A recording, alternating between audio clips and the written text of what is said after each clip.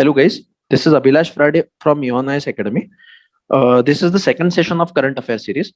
Today we will be teaching about the economics section in the context of upcoming prelims examination 2020. So let's get start with today's session. देखिए जो पहला हमारा topic है आज का that is multi dimensional poverty index 2020। अब ये indexes और रिपोर्ट्स इसके बारे में बहुत बार आपने सुना होगा और ऐसे सवाल जनरली यूपीएससी प्रीलिम्स में पूछे जाते हैं। अब ये पहला जो टॉपिक है हमारा मल्टी डायमेंशनल पॉवर्टी इंडेक्स 2020, ये टॉपिक पे आपको सवाल कैसे कैसे पूछे जा सकते हैं। तो पहला पॉइंट कि ये इंडेक्स रिलीज कौन करता है, मतलब कोई भी इंडेक्स या फिर कोई भी रिपोर्ट के बारे में जब बात बताई जाती है या फिर आपको सवाल जैसे पूछे जाते हैं तो उसमें आपको पूछा जाता है कि रिलीज कौन करता है। तो यहाँ पे देखिए ये इंडेक्स जो है multi dimensional poverty index, it is release by UNDP, United Nation Development Programme and Oxford Poverty and Human Development Initiative. इस पे प्रीलिम्स में सवाल पूछा जा सकता है। सेकेंड, ठीक है, दूसरा क्या है कि यह भी इंडेक्स है, ये इंडेक्स में कौन सी चीज गिनी जाती है, मतलब कौन से फैक्टर्स को ध्यान में रखा जाता है। तो इंसिडेंस ऑफ पॉवर्टी, जिसको ही हम लोग बोलते हैं प्रोपोर्शन ऑफ पुअर पीपल, ठीक है, मतलब पूरे देश में कितने, मतलब अलग अलग देशों में उस स्पेसिफिक कंट्रीज में कितने लोग गरीबी में रह रहे हैं।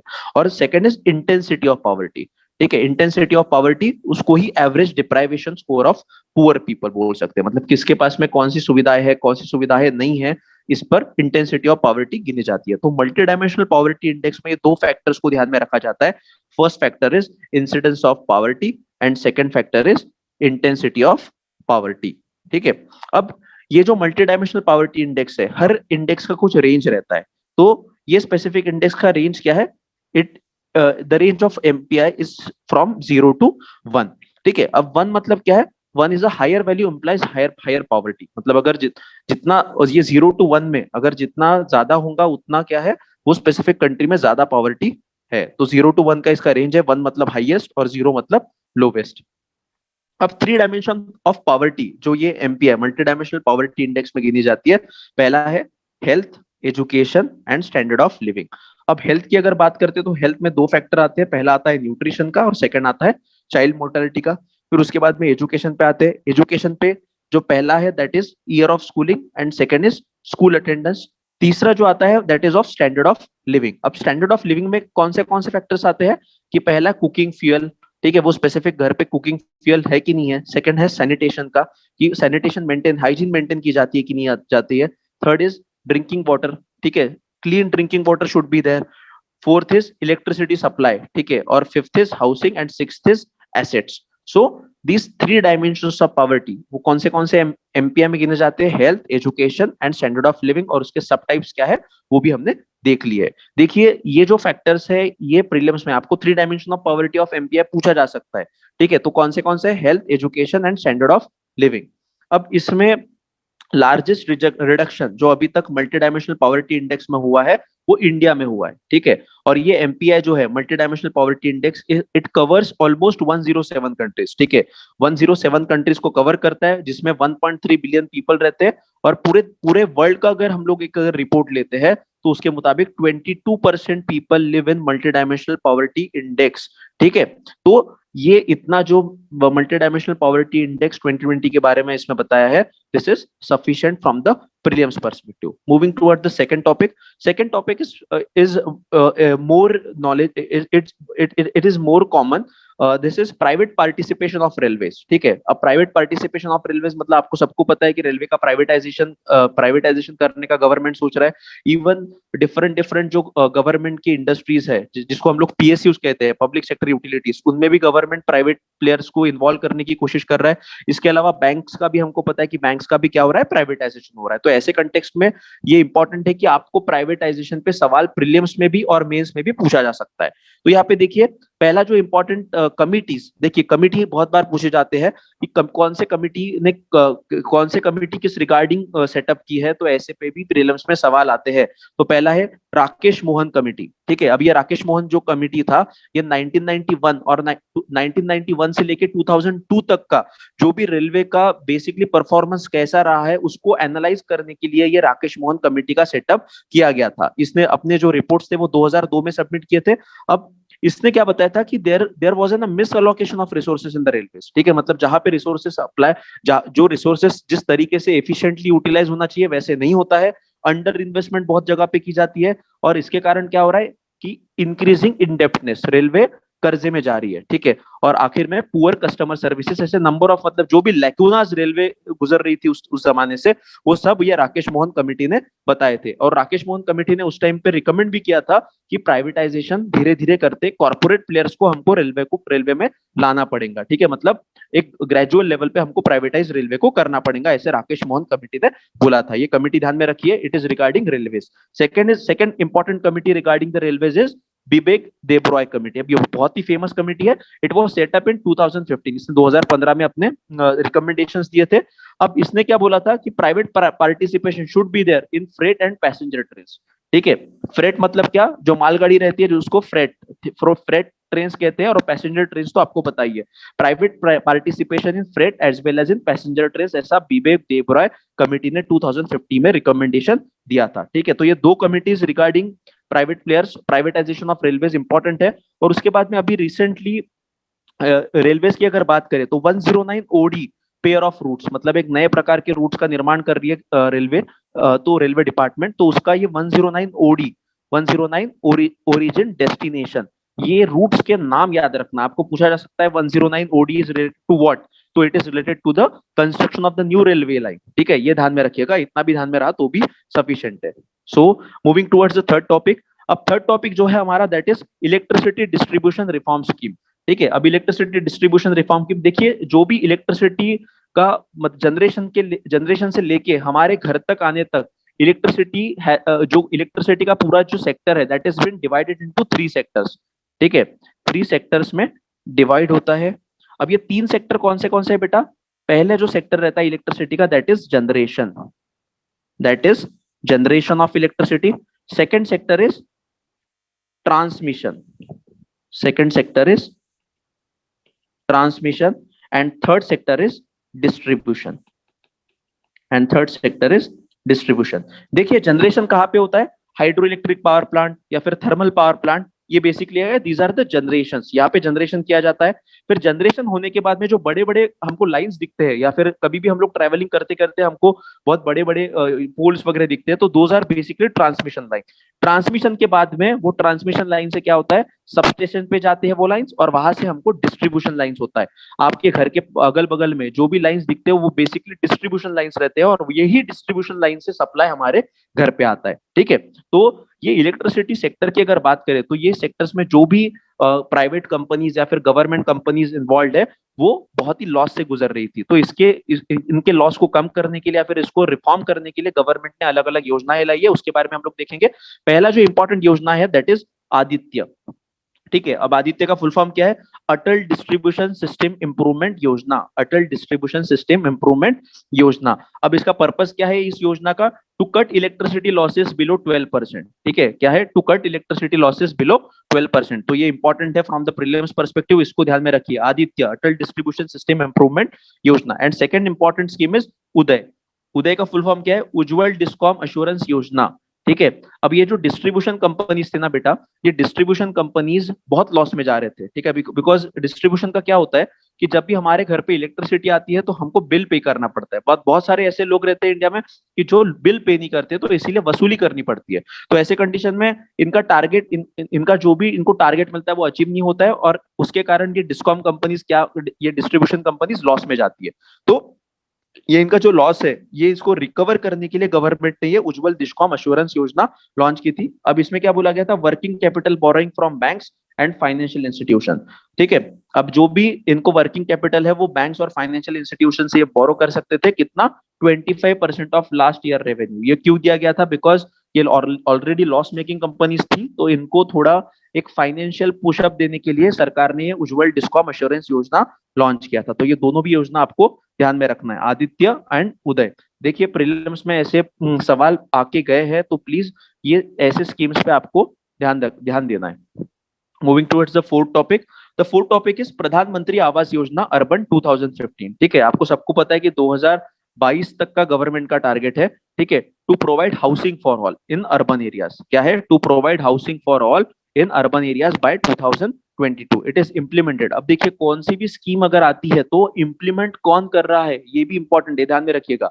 It is implemented by ministry of housing and urban affairs. कौन इंप्लीमेंट कर रहा है? Ministry of housing and urban affairs इसको इंप्लीमेंट कर रहा है। अब ये जो स्पेसिफिकली प्रधानमंत्री आवास योजना के अंतर्गत जो घर देने वाले हैं लोगों को, उसमें जॉइंट ओनरशिप होने वाली है। क्या होने वाली है? Joint ownership. मतलब क्या कि वो सिर्फ एक जो मेल, अगर कोई कपल रहता है तो कपल में स्पेसिफिकली दोनों भी हस्बैंड और वाइफ दोनों के भी नाम पे वो स्पेसिफिक घर रजिस्टर्ड होगा।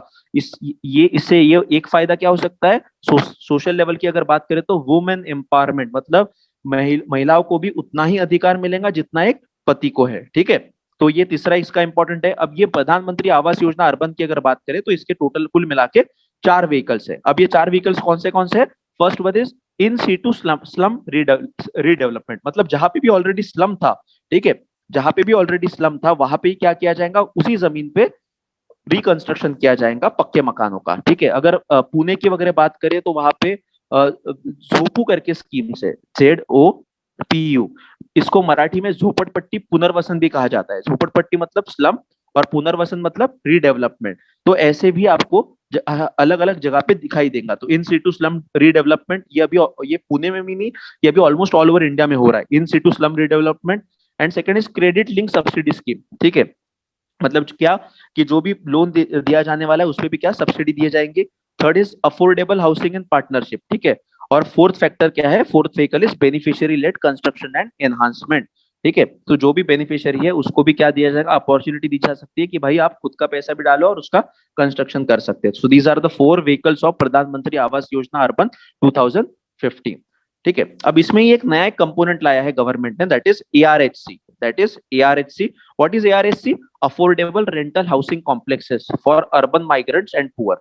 Affordable rental housing. ठीक है, ARHC वर्ड्स रेंटल हाउसिंग, मतलब जो किराए के मकान होते हैं उसके बारे में बात हो रही है। Affordable rental housing complexes for urban migrants and poor. अब इसका जो समय है वो कितना? 25 ईयर्स मिनिमम। मतलब अगर ये स्कीम के अंतर्गत किसी को अगर लाभ लेना है या फिर एडवांटेज लेना है तो 25 ईयर्स मिनिमम उसको रहना पड़ेगा। उसके बाद में अब अफोर्डेबल हाउसिंग जो है बेटा, ये अफोर्डेबल हाउसिंग को गवर्नमेंट ने इंफ्रास्ट्रक्चर स्टेटस दे दिया है। किसका स्टेटस दे दिया है? इंफ्रास्ट्रक्चर स्टेटस दे दिया है। अब इसके बेनिफिट्स क्या है? ये इंफ्रास्ट्रक्चर स्टेटस मिलने के कारण लोअर बोरोइंग रेट है। मतलब जो अगर आपको मान लीजिए ये प्रधानमंत्री आवास योजना रहे या फिर अफोर्डेबल रेंटल हाउसिंग कॉम्प्लेक्सेस रहे, इसके अंतर्गत आपको लाभ लेना है तो आपको जो कर्जा है वो भी कम रेट पे मिलेगा। टैक्स कंसेशन आपको मिलेंगे। Increase flow of foreign and private capital, ये भी फायदा होगा। सो these are the advantages of ARHC, affordable rental housing complexes for urban migrant and poor. Fifth fifth news is about NBFC। ठीक है, NBFC क्या है? आप लोगों ने बैंकिंग का अगर जब हम लोग पढ़ाई करते हैं तो उस सेक्शन में ये बताया जाता है। तो NBFC is non banking financial company. ठीक है, आप लोगों ने DHFL या फिर number of non banking financial companies के नाम सुने होंगे। इसमें क्या है? These NBFCs are basically companies registered under Companies Act 1956। ठीक है, NBFC क्या है बेटा? ये कंपनी है, कंपनीज एक्ट 1956 के अंतर्गत ये रजिस्टर्ड की जाती है। Second is they are engage in the business of loans and advances, securities and chit businesses. किस किस में इन्वॉल्व है? लोन्स एंड एडवांसेस में, सिक्योरिटीज एंड चिट बिजनेसेस में। Third point is NBFC can't accept demand deposit. ये ध्यान में रखिएगा, वेरी इंपॉर्टेंट पॉइंट। NBFC में हम लोग, कोई भी नॉर्मल इंसान वहां पे जाके खुद का पैसा डिपॉजिट नहीं कर सकता है। भले एक्सेप्शन क्या है? Majority of the NBFCs are they don't accept demand deposit, but some exceptions are there कि some accept deposits, जिनको deposit taking NBFC भी कहा जाता है, जिनको क्या बोलते हैं? deposit taking NBFCs are there। ठीक है, last point, it do not form part of payment and settlement system and can't issue cheque. मतलब ठीक है, मतलब क्या है कि अगर आपको किसी को पेमेंट करना है या कोई भी चेक वगैरह देना है तो आप NBFC के द्वारा वो पेमेंट वगैरह नहीं कर सकते। तो ये ध्यान में रखिएगा। इसके बाद हाँ, ये जो NBFC है ये डिपॉजिट इंश्योरेंस फैसिलिटी भी नहीं प्रोवाइड करती है, ये अप्लीकेबल नहीं है। अब CRR की बात करें, कैश रिजर्व रेशो, तो कैश रिजर्व रेशो भी अप्लीकेबल नहीं है। देखो, जब बैंकिंग स्ट्रक्चर हम लोग पढ़ते हैं तो बैंकिंग स्ट्रक्चर में बताया जाता है कि बेसिकली CRR, SLR, ठीक है, ये सब बैंकों को मेंटेन करना पड़ता है। बट NBFC को CRR, cash reserve ratio, applicable नहीं है, मतलब उसको अलग से मेंटेन नहीं करना पड़ता है। But SLR, statutory liquidity ratio, SLR 15% इसको अप्लाई होता है, मतलब 15% इसको अपना फंड बाजू में निकाल के रखना पड़ता है। और ये किसको अप्लीकेबल है? It applies only to deposit taking NBFC. Very important point. देखो ऐसे ही सवाल, ऐसे ही ऑप्शंस दिए जाते हैं और ऐसे ही ऑप्शंस पे आपको पकड़ा जाता है यूपीएससी प्रीलिम्स में, ठीक है। अब हमको लगता है कि एसएलआर, हाँ SLR is applicable 15%, but condition क्या है, किसको अप्लीकेबल है? जो जो एनबीएफसी डिपॉजिट लेते हैं उनको ही 15% एसएलआर एप्लीकेबल है, बाकी को अप्लीकेबल नहीं है। मतलब नॉन डिपॉजिट टेकिंग एनबीएफसी जो है उनको एसएलआर मेंटेन करने की जरूरत नहीं होती है। अगर एनबीएफसी की बात करें तो एनबीएफसी ब्रॉडली क्लासिफिकेशन इनका दो हिस्सों में होता है। पहला हाउसिंग फाइनेंस कंपनी और दूसरा on the basis of deposit, ठीक है। हाउसिंग फाइनेंस कंपनी है, आरबीआई रेगुलेशन के नीचे काम करती है, और on the basis of deposit, deposit taking NBFC and non-deposit taking NBFC. So this is basic information about non-banking financial corporation. The sixth important topic is special mention account. अब ये special mention account क्या है? NPA, non performing asset के बारे में जब हम लोग पढ़ते हैं तो भाई मान लीजिए किसी ने अगर लोन लिया तो वो लोन लेने के बाद में उसको प्रॉपर टाइम पे बैंक को रीपेमेंट करना पड़ता है। मतलब अगर जो भी मंथली इंस्टॉलमेंट होगा वो मंथली इंस्टॉलमेंट उसको पे करना पड़ेगा। Rate of interest, principal amount तो पे करना ही पड़ता है, बट उसपे का जो इंटरेस्ट है वो भी उसको पे करना पड़ता है। तो ये स्पेशल मेंशन अकाउंट क्या है? कोई भी अकाउंट एनपीए बनने के पहले, नॉन परफॉर्मिंग एसेट बनने के पहले, वो स्पेशल मेंशन अकाउंट 0, 1, 2 ये बनता है। अब स्पेशल मेंशन अकाउंट 0 का मतलब क्या है? Loans loans are where repayment overdue is between 1 to 30 days. मतलब अगर कोई किसी कंपनी ने लोन लिया है और वो लोन लेने के बाद में 1 से 30 दिन तक उसने रिपेमेंट नहीं किया है, मतलब जो भी उसका मंथली इंस्टॉलमेंट रहेगा वो उसने रिपे नहीं किया है 1 to 30 डेज तक, तो ऐसे ऐसे लोन को क्या पहले क्या कंसिडर किया जाएगा? SMA 0, special mention account 0 consider किया जाएगा। फिर सेकंड इज एसएमए 1। अब एसएमए 1 मतलब क्या? Loans where repayment overdue is between 31 to 60 days. Repayment overdue is between 31 to 60 days, मतलब ऐसे लोन की जो जिसका रीपेमेंट 31 to 60 डेज तक नहीं हो चुका है, ऐसे लोन्स को स्पेशल मेंशन अकाउंट 1 कंसिडर किया जाता है। And third SMA 2, special mention account 2। अब ये स्पेशल मेंशन अकाउंट 2 का मतलब क्या होता है? Loans where repayment overdue is between 61 to 90 days, मतलब 61 to 90 डेज के बीच तक अगर वो स्पेसिफिक लोन का रीपेमेंट नहीं आता है तो ऐसे अकाउंट को एसएमए 2, स्पेशल मेंशन अकाउंट 2 करके क्लासिफाई किया जाता है। और लास्ट, अगर 90 डेज तक अगर उसने रीपेमेंट नहीं किया तो 90 डेज से अगर ज्यादा समय होता है तो the asset turns into NPA after 90 days of being overdue, ठीक है। Very important from the prelims perspective. आपको पूछा जा सकता है कि स्पेशल मेंशन अकाउंट क्या है, what is SMA 0, what is SMA 1 और एसएमए 2। तो ऐसे कंडीशन में इतना फैक्चुअल इंफॉर्मेशन हमारे पास में हमको पता होना चाहिए फ्रॉम द प्रीलिम्स पर्सपेक्टिव, ठीक है। Moving towards the next topic. So 7th topic is national land management corporation. अब नेशनल लैंड मैनेजमेंट कॉर्पोरेशन क्या है? बेसिकली जो भी सरकार के पास में, जो भी केंद्र सरकार के पास में जो भी एक्सेस में लैंड है, वो लैंड को बेच के सरकार क्या क्या करना चाहती है? उससे उसको मोनेटाइज करना चाहती है, मतलब उससे पैसे कमाना चाहती है और वही पैसे का इस्तेमाल कहाँ पे? प्रोडक्टिव तरीके में करना चाहती है। तो इसीलिए सरकार ने कौन सी बॉडी बनाई है? नेशनल लैंड मैनेजमेंट कॉर्पोरेशन नाम की नई बॉडी सरकार ने बनाई है। अब इसका काम क्या है? To facilitate monetising state owned surplus land asset in systematic and specialised way. मतलब क्या? जो भी सरकारी जमीन है उसको क्या करे? उसको मोनेटाइज करे। मोनेटाइज करे मतलब क्या? उसको बेच के प्रॉपर जो भी रेट रहेगा, मार्केट रेट रहेगा, उससे पैसा मिलेगा और वही पैसे का इस्तेमाल सरकार दूसरे जगह पे प्रोडक्टिव तरीके से करना चाहती है। इसको बोलते हैं एसेट मोनेटाइजेशन। इसको क्या बोलते हैं? एसेट मोनेटाइजेशन, ठीक है। जैसे अभी आपको पता है कि जो कंपनीज है, सेंट्रल पब्लिक सेक्टर यूटिलिटीज है, सरकार उसको क्या कर रही है? डिसइन्वेस्टमेंट कर रही है। क्या कर रही है? डिस इन्वेस्टमेंट कर रही है। अब ये डिसइन्वेस्टमेंट का मतलब क्या होता है? कि खुद के शेयर, सरकार के जो शेयर है उसको बेच रही है गवर्नमेंट। सो इसको ही बोलते हैं एसेट मोनेटाइजेशन, ये ध्यान में रखना। अब एसेट्स, किसके एसेट बेचने वाली है नेशनल लैंड मैनेजमेंट कॉर्पोरेशन के through? Assets of central government and central public sector utilities, इनके वो जो भी एसेट्स है वो बेचने वाले हैं। और उसके लिए कौन सी बॉडी बनाई है? नेशनल लैंड मैनेजमेंट कॉर्पोरेशन नाम की नई बॉडी सरकार ने बनाई है। 8th thing is infrastructure model.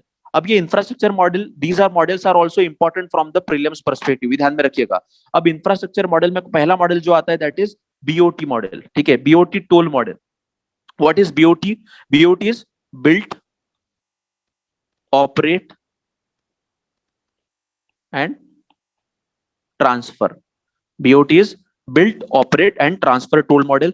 अब इसमें क्या होता है कि बेसिकली इसमें building the building of that specific road and operation of that specific road और उसका जो भी मेंटेनेंस रहेगा वो कौन करता है? पूरा प्राइवेट प्लेयर करता है. और स्पेसिफिक जो भी पैसा लगाता है वो भी प्राइवेट प्लेयर लगाता है. और वो प्राइवेट प्लेयर पैसे कैसे अर्न करता है? Toll tax. आपको सबको पता है कि टोल टैक्स जो होता है वो स्पेसिफिक जो भी प्राइवेट कंपनी वो रोड बनाती है वो ही टोल टैक्स कलेक्ट करती है. एंड आफ्टर सम ड्यूरेशन मतलब 20 साल के बाद 10 साल के बाद में जब वो पूरा पैसा वसूल होगा तब वो क्या करेंगी? गवर्नमेंट को ट्रांसफर कर देती है. इसको बोलते हैं बिल्ट, ऑपरेट एंड ट्रांसफर. अब इसमें no government payment, construction operation is done by private players. ठीक है, गवर्नमेंट कुछ भी पेमेंट नहीं करती है. जो भी कंस्ट्रक्शन ऑपरेशन है वो कौन करता है? वो प्राइवेट प्लेयर ही करता है. और जो टोल कलेक्शन है वो टोल कलेक्शन कौन करता है? ये प्राइवेट प्लेयर करता है. ये कौन करता है? प्राइवेट प्लेयर करता है. अब इसमें ही आपको पता है कि टोल कलेक्शन के लिए सरकार ने क्या लगाया? Fast tag. ठीक है, फास्ट टैग का नया मैकेनिज्म सरकार ने लाया है. तो उसके बारे में भी आपको पढ़ना पड़ेगा. इस पे भी प्रीलिम्स में सवाल आके गया है. तो बीओटी टोल मॉडल ये पहला मॉडल हो गया इंफ्रास्ट्रक्चर मॉडल का. Second is a BOT annuity model. Second is what? BOT annuity model. अब बीओटी एन्युइटी मॉडल में क्या होता है? Construction operation for specific period and transfer it back to government. ठीक है, मतलब जो कंस्ट्रक्शन ऑपरेशन है स्पेसिफिक पीरियड के लिए वो कौन करता है? प्राइवेट प्लेयर करता है. और उसके बाद में किसको ट्रांसफर किया जाता है? वो स्पेसिफिक एसेट गवर्नमेंट को ट्रांसफर किया जाता है. ठीक है, government start payment to developer after the launch of commercial operation. मतलब गवर्नमेंट ये प्राइवेट प्लेयर को पेमेंट कब करता है? जब वो स्पेसिफिक रोड का या फिर जो भी इंफ्रास्ट्रक्चर रहेगा उसका जब कमर्शियल ऑपरेशन शुरू हो जाएगा तब जाके गवर्नमेंट क्या करेगा? प्राइवेट प्लेयर को पैसे दे देगा. ठीक है. Third infrastructure model is EPC model. EPC is engineering procurement and construction model. Very important from the prelims perspective. ठीक है, EPC मॉडल क्या है? Engineering procurement and construction model. अब इस मॉडल के अंतर्गत क्या होता है? Under this model cost is completely born bye government. मतलब जो भी पैसा इस इंफ्रास्ट्रक्चर मॉडल के अंतर्गत रहेगा, जो भी पैसा वो स्पेसिफिक प्रोजेक्ट में लगेगा वो पूरा का पूरा कौन लगाएंगे? सरकार लगाएंगे. बट अब प्राइवेट प्लेयर का रोल कहां पे आएगा? जो इंजीनियरिंग नॉलेज है या फिर इंजीनियरिंग एक्सपर्टीज जिसको हम लोग कहते हैं, दिस इंजीनियरिंग नॉलेज और engineering expertise will be provided by the private player. ये इंजीनियरिंग नॉलेज और इंजीनियरिंग एक्सपर्टीज कौन प्रोवाइड करेगा? प्राइवेट प्लेयर प्रोवाइड करेगा. इसके बाद में third point, procurement of raw material and construction cost will be completely borne by government. मतलब जो भी रॉ मटेरियल वो स्पेसिफिक एसेट क्रिएट करने को लगेगा वो कौन ये करेगा? एक्वायर करेगा. गवर्नमेंट एक्वायर करेगा. और उसके बाद में कंस्ट्रक्शन का कॉस्ट भी है वो भी कौन पूरा देगा? सरकार देंगी. एंड प्राइवेट सेक्टर का पार्टिसिपेशन किसमें? सिर्फ जो इंजीनियरिंग एक्सपर्टीज है इसमें ही सिर्फ प्राइवेट प्लेयर का इन्वॉल्वमेंट है. बाकी जो तो प्रोक्योरमेंट और कंस्ट्रक्शन है ये कौन करने वाला है? सरकार ही करने वाली है. सो दिस ईपीसी मॉडल में अगर आपको पूछा जाता है कि private sector participation is minimum, yes it is correct. The private sector participation is minimum in EPC model, engineering procurement and construction model. Fourth infrastructure model is a hybrid annuity model. ठीक है, कौन सा है? Hybrid annuity model. Very important one. अब hybrid annuity model is basically the combination of BOT annuity and EPC model. ठीक है, EPC model और BOT annuity model का दोनों का भी ये हाइब्रिड एन्युइटी मॉडल कॉम्बिनेशन है. अब इसमें क्या होता है? The government will contribute to 40% of the project cost in first 5 year through annual payment. मतलब सरकार क्या करेंगी कि जो कंट्रीब्यूशन है, ठीक है, मतलब 40% जो बजट अगर मान लीजिए 1000 करोड़ लगते हैं तो 1000 में से 400 करोड़ पहले 5 साल में वो स्पेसिफिक प्रोजेक्ट के वो प्राइवेट प्लेयर को दे देंगी. और रिमेनिंग पेमेंट जो रहेगा, remaining payment will depend on asset created and performance of developer.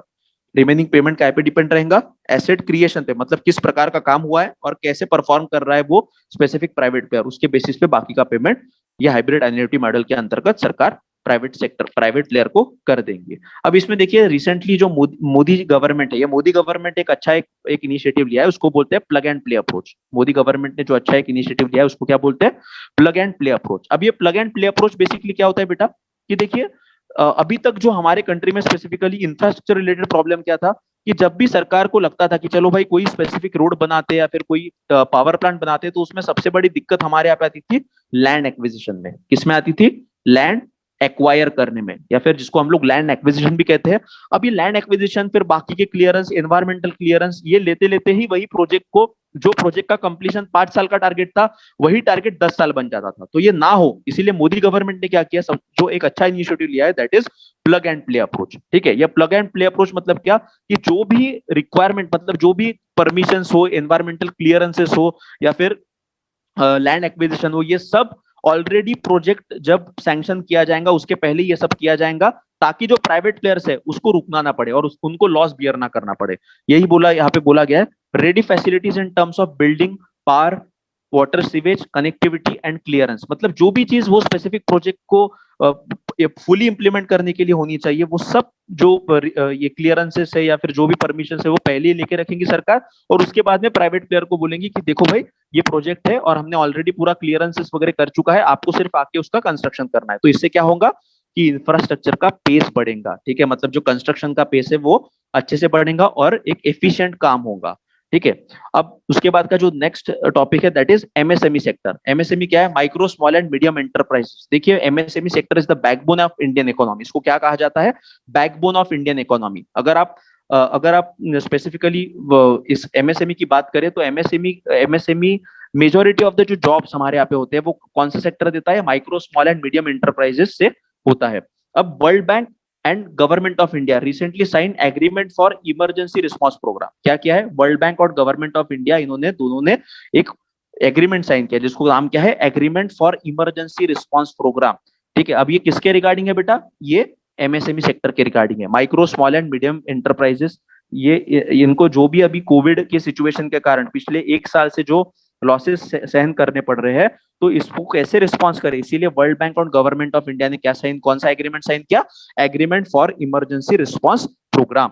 अब देखिए, टॉपिक आपको पूछा जा सकता है, पहला इस पे से सवाल कैसे आ सकते हैं प्रीलिम्स में। पहला तो agreement for emergency response program, ये किसके रिगार्डिंग है, तो भाई ये एमएसएमई के रिगार्डिंग है, micro small and medium enterprises. और ये किसने लॉन्च किया है, किसने साइन किया है, किसके बीच में साइन हुआ है, world bank and government of India. अब देखिए, 3 इंडस्ट्रीज है इसमें। पहला जो एम है, that stand for micro, second S stands for small, third stands for medium, micro small and medium enterprises. अब माइक्रो इंडस्ट्री मतलब क्या, ऐसी इंडस्ट्री की जिसमें इन्वेस्टमेंट लेस देन 1 करोड़ की होती है और जिसका टर्नओवर कितना है, लेस देन 5 करोड़ का है। ये साल की बात हो रही है, 1 साल का टर्नओवर मतलब एनुअली होता है टर्नओवर, ये ध्यान में रखना। ऐसे इंडस्ट्रीज की जिनका इन्वेस्टमेंट 1 करोड़ से कम है और जिनका टर्नओवर 5 करोड़ से कम है, ऐसे इंडस्ट्रीज को माइक्रो इंडस्ट्रीज कहा जाता है। Second, small industries. अब स्मॉल इंडस्ट्रीज मतलब क्या, ऐसे इंडस्ट्रीज जहां पे इन्वेस्टमेंट 10 करोड़ से कम है और जिनका टर्नओवर 50 करोड़ से कम है, ऐसे इंडस्ट्रीज को स्मॉल इंडस्ट्रीज कहा जाता है। And third, medium industries. Medium industries मतलब क्या, ऐसे इंडस्ट्रीज की जहां पे इन्वेस्टमेंट 50 करोड़ से कम है और जिसका टर्नओवर 250 करोड़ से कम है। सो these 3 classification of industries are there. First one is micro industry, second one is small industry, and third one is medium industry. So please इतना ध्यान में रखिए from the prelims perspective। ये जो टॉपिक्स मैं यहाँ पे बता रहा हूँ, these are important from the UPSC prelims as well as from the other central government examination। ठीक है, अब इसमें अगर बात करें तो एमएसएमई का कुछ फैक्चुअल डेटा यहाँ पे दिया गया है। 29% ऑफ इंडिया जीडीपी। ठीक है, एमएसएमई जो माइक्रो स्मॉल मीडियम एंटरप्राइजेस है, वो कितना कंट्रीब्यूट करती है इंडिया के जीडीपी में, 29% एंड 45% ऑफ एक्सपोर्ट। मतलब जितना भी हमारा एक्सपोर्ट होता है उसमें से 45% जो चीजें है वो एमएसएमई इंडस्ट्री से बन के आती है। ठीक है, और इसके लिए ये जो एमएसएमई सेक्टर है, इसके लिए गवर्नमेंट ने एक चैंपियंस पोर्टल बनाया है। कौन सा पोर्टल बनाया है, champions portal, which is run by ministry of MSME. Ministry of MSME ये चैंपियंस पोर्टल को चलाती है। और इसके अलावा emergency credit link guarantee scheme, ये भी एमएसएमई के लिए स्पेसिफिकली लॉन्च की गई है। Emergency credit link guarantee scheme मतलब जिस एमएसएमई इंडस्ट्रीज को अगर पैसे की अचानक से जरूरत पड़ती है, तो उसको स्पेसिफिक ये स्कीम के अंतर्गत पैसा दिया जा सकता है, emergency credit line guarantee scheme. तो इसके बारे में भी एक बार देख लेना। इतना भी अगर आपको पता रहे तो this are important from the prelims perspective. ठीक है, चैंपियंस पोर्टल किसके रिलेटेड है, मिनिस्ट्री ऑफ एमएसएमई उसको चलाती है और एमएसएमई इंडस्ट्रीज के रिलेटेड है। And emergency credit line guarantee scheme ये भी किससे रिलेटेड है, एमएसएमई इंडस्ट्रीज से रिलेटेड है। ठीक है, and the 10th topic is international energy agency. ठीक है। अब देखिए ऐसे नंबर ऑफ एजेंसीज आपको अभी अब मतलब जो जितने भी हम लोग आने वाले लेक्चर्स है उसमें कवर करने वाले हैं। International energy agency is one of the agencies, ये इंटरनेशनल लेवल पे काम करती है। अब देखिए एनर्जी ये वर्ड आया मतलब क्या, ऑफ कोर्स कि आपको पता चल गया होगा कि it is talking about the electricity, it is talking about the coal, it is talking about the oil. अब ये आई है, कोई भी अगर एजेंसी या फिर कोई भी बॉडी के बारे में जब आता है तो ये कौन से रिपोर्ट्स पब्लिश करती है हमको ध्यान में रखना है, बिकॉज ये रिपोर्ट्स पे भी यूपीएससी प्रीलिम्स में सवाल पूछे जाते हैं। फर्स्ट वन इज इंडिया, ये इंटरनेशनल एनर्जी एजेंसी दो रिपोर्ट्स अभी इसने रिसेंटली पब्लिश किया है। एक इंडिया एनर्जी आउटलुक 2021 ये पब्लिश किया, और दूसरा एक एनुअली रिपोर्ट ये पब्लिश करती है जिसका नाम है world energy outlook report, world energy outlook report. तो ये दो इंपॉर्टेंट रिपोर्ट है, एक इंडिया स्पेसिफिक रिपोर्ट है और एक वर्ल्ड स्पेसिफिक रिपोर्ट है। इंडिया स्पेसिफिक रिपोर्ट कौन सा है, India energy outlook 2021, and second is world energy outlook report. और ये जो सेकंड वाला है दैट इज एनुअल, ये एनुअली रिपोर्ट आता है, ये ध्यान में रखिएगा। अब ये आईईए क्या है, ये बेसिकली ये बॉडी कब बनी है, it is an autonomous inter governmental organization established in the framework of OECD, Organization of Economic Cooperation and Development in 1974। ठीक है। अब ये क्या है बेटा, आइए, it is an autonomous inter governmental organization. अब और कौन का ये इसका एस्टेब्लिशमेंट कब हुआ है, 1974 में हुआ है। एक ओईसीडी नाम का इंटरनेशनल ऑर्गेनाइजेशन है, organisation of economic cooperation and development. Majoritily इसमें यूरोपियन कंट्रीज आपको मिलेंगे। इन द वेक ऑफ, अब ये कब फॉर्म किया गया, in the wake of 1973 oil crisis, 1973 में ऑयल क्राइसिस हुआ था, तब ये इंटरनेशनल एनर्जी एजेंसी का एस्टेब्लिशमेंट किया गया था। और किसके फ्रेमवर्क के अंतर्गत, organization of economic cooperation and development के फ्रेमवर्क के अंतर्गत। अब दूसरा इसके बाद ये तो है, this is the basic information, का ओरिजिन कैसे हुआ ये हमने देखा। ठीक है, पहले हमने रिपोर्ट्स देखे, फिर बाद में हमने ओरिजिन देखा। अब हम लोग देखेंगे कि इसका हेडक्वार्टर कहाँ पे आता है।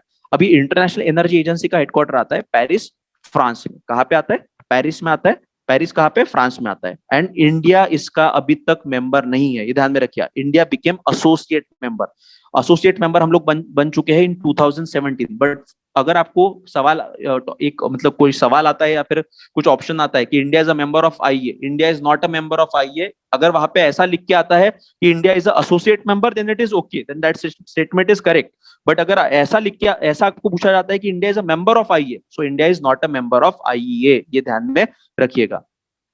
Moving towards the next slide. हाँ, अब 3 E's ऑफ आईए क्या है, मतलब 3 E's कौन से है, पहला economic development, second is energy security, and third is environmental protection. मतलब इंटरनेशनल एनर्जी के जो 3 फाउंडिंग प्रिंसिपल्स हम लोग कह सकते हैं, one is economic development, second is energy security, and third is environmental protection. अब ये आईईए का, इंटरनेशनल एनर्जी एजेंसी का, एक क्लीन कोल सेंटर करके इनिशिएटिव है। देखिए very important from the prelims perspective, it is very important from the prelims perspective. आपको पूछा जा सकता है कि clean coal centre is launch by which organisation, तो basically it is launch by IEA, international energy agency.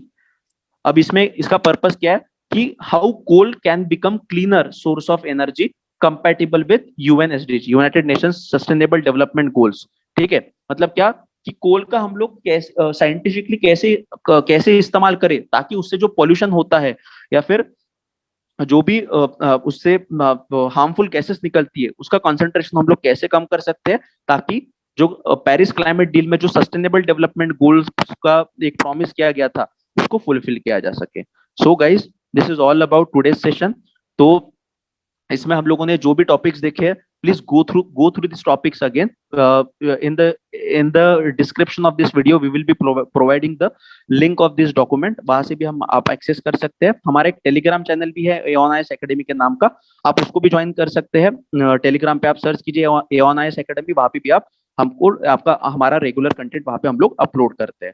And guys, please don't forget to share, subscribe and comment on our video कि basically क्या है, क्या improvement करना चाहिए, फिर उस प्रकार से हम लोग और वीडियोस को मॉडिफाई करेंगे। तो यहाँ पे हम लोग ये सेशन में रुकते हैं। नेक्स्ट सेशन में हम लोग इकोनॉमिक्स का आगे का सेक्शन देखेंगे। Thank you guys.